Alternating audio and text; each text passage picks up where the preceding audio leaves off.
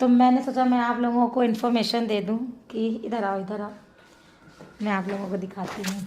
ये लड़की छुपा रुस्तम, ये देखिए कहाँ खड़ी है, आसमान में उड़ रही है ये। तो ये इनके जो कान में कान उठाने वाला खरगोश वाला है, जो भी है, क्या कहते हैं इसको, बनी मफ्स ऐसे कुछ कहते हैं।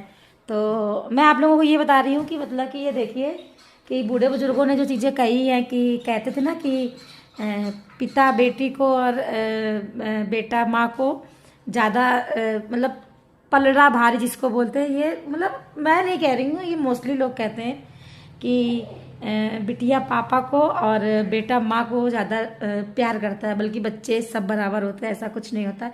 माँ बाप के लिए सब बच्चे बराबर होते हैं, बच्चों के लिए माँ बाप दोनों बराबर होते हैं।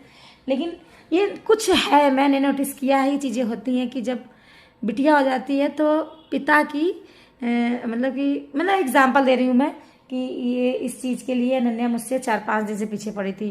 मुझसे जैक लगा रही थी, पर मुझसे सारी जैक मतलब डिमांड इनकी पूरी नहीं होती है।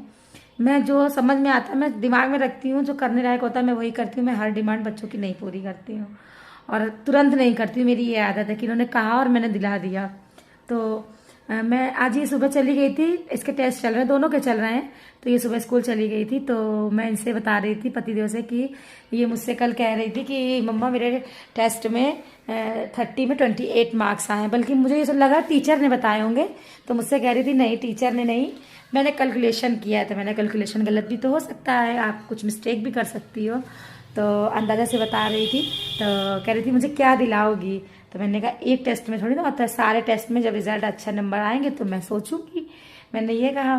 तो मैं ये बातें इनसे सुबह बस सिर्फ बता रही थी। तो मैंने कहा अच्छा देखते हैं, इनके दिमाग में ये चीज़ बैठ गई। और जब शाम को इनके ऑफिस के आने के टाइम पे मैंने कहा आप कितनी देर में आ रहे हैं, तो कहते क्या है कि मैं अपनी बिटिया के लिए वो ढूंढ रहा हूँ जो तुम सुबह कह रही थी। तो भाई ये होता है कि मेरे और श्रेयांश की चीज़ें एक बार को सेकेंडरी हो जाती हैं, पोस्टपोन कर दी जाती हैं, डिले कर दी जाती हैं। लेकिन इन मैडम की चीज़ें इनके पापा को बहुत ध्यान रहती हैं। तो ये बातें सच है कि पिता का रुझान बेटी की तरफ ज़्यादा होता है, बेटी कितनी भी दुष्ट हो। क्यों?